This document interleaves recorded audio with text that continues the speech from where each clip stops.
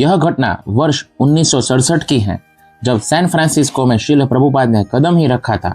उस समय वहां के युवा हिप्पी संस्कृति से निकलकर धीरे धीरे कृष्ण भावनामृत से जुड़ रहे थे, लेकिन उन्हें भारतीय संस्कृति, देवी देवताओं या मूर्तियों के बारे में कुछ भी पता नहीं था। एक दिन श्रील प्रभुपाद की एक शुरुआती शिष्या मालती दासी सैन फ्रांसिस्को के एक मशहूर इंपोर्ट मार्केट कॉस्ट प्लस में कुछ सामान खरीदने गई।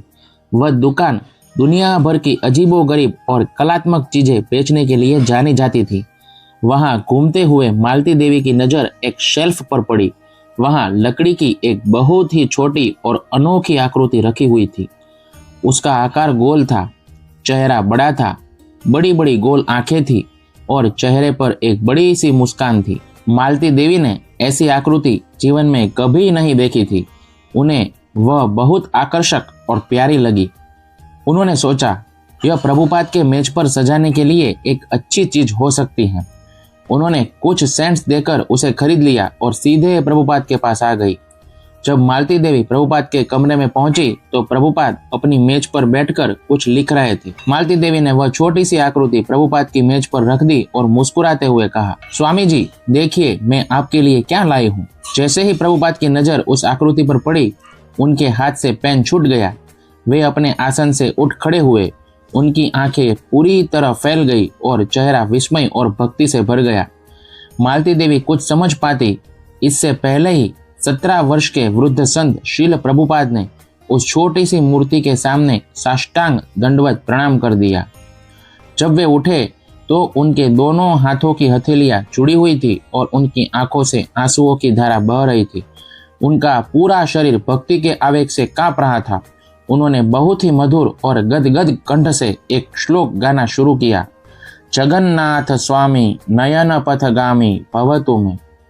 इस मंत्र का जाप करते हुए एक भक्त प्रभु से प्रार्थना करता है कि उसे दुनिया की कोई अन्य सांसारिक वस्तु नहीं चाहिए। वह केवल यह चाहता है कि उसकी आंखें जहां भी जाए उसे हर जगह भगवान जगन्नाथ ही दिखाई दे। मालती देवी और वहां उपस्थित अन्य शिष्य पूरी तरह से यह दृश्य देखकर हैरान थे। वे समझ नहीं पा रहे थे कि आखिर इस छोटी सी लकड़ी की गुड़िया में ऐसा क्या है जिसने उनके गुरुदेव को इतना भावुक कर दिया। प्रभुपाद ने आंसुओं को पोंछते हुए बहुत ही प्रेम पूर्वक उस मूर्ति को अपने हाथों में उठाया। उन्होंने शिष्यों की तरफ देखा और कहा, तुम नहीं जानते हो यह कौन है? यह साक्षात भगवान जगन्नाथ हैं। जगन्नाथ का अर्थ है पूरे ब्रह्मांड के स्वामी। यह कृष्ण का वह रूप है जब वे वृंदावन की याद में अत्यधिक दिव्य प्रेम से पिघल जाते हैं, जिससे उनकी आंखें बड़ी और हाथ पैर ऐसे हो जाते हैं। श्रील प्रभुपाद ने आगे कहा, यह कोई संयोग नहीं है कि भगवान यहाँ इस दुकान में मिले। भगवान जगन्नाथ स्वयं चलकर यहाँ पर आए हैं क्योंकि वे तुम सब पर, इस पाश्चात्य देश के लोगों पर अपनी असीम कृपा बरसाना चाहते हैं। उन्होंने दुकान से भगवान बलदेव और सुभद्रा महारानी की मूर्तियां भी मंगवा ली, जो संयोग से वहीं पर थी। प्रभुपाद जी यहाँ पर ही नहीं रुके। उन्होंने मालती देवी के पति श्याम सुंदर दास को बुलाया, जो नक्काशी का काम जानते थे। प्रभुपाद ने उन्हें वह छोटी सी मूर्ति दी और कहा, श्याम सुंदर, क्या तुम इस छोटी मूर्ति को देखकर हूबहू भगवान जगन्नाथ, बलदेव और सुभद्रा की बड़ी मूर्तियां बना सकते हो? श्याम सुंदर ने इसे महाप्रसाद समझा। वे बाजार से देवदार की लकड़ी ले आए और प्रभुपाद के छोटे से कमरे में ही दिन रात बैठकर मूर्तियां तराशने लगे।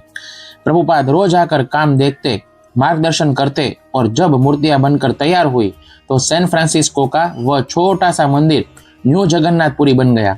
इसके बाद जुलाई 1967 में श्रील प्रभुपाद की देखरेख में भारत के बाहर इतिहास की पहली जगन्नाथ रथ यात्रा सैन फ्रांसिस्को की सड़कों पर निकाली गई।